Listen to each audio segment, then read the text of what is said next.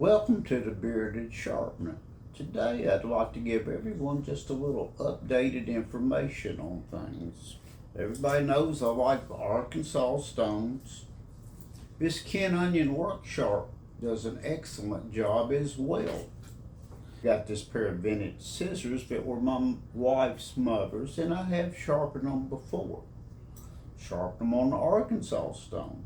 There is a guide on the Ken Onion where you can lay your scissors in here and sharpen them.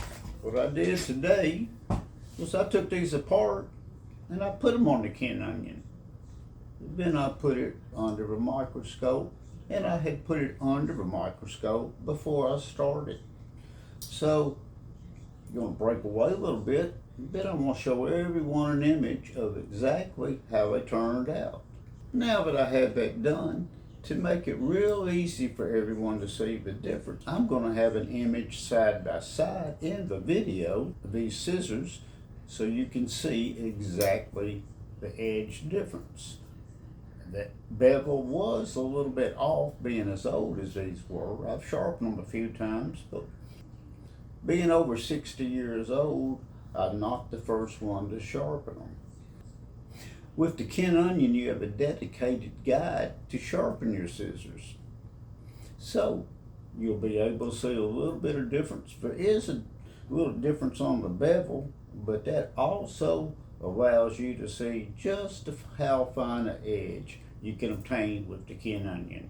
Now that I've shown everything, I hope everyone has a little better understanding of how you can achieve different levels of sharpening. It doesn't matter which tool you have. You just have to have the skills, the patience, and the time.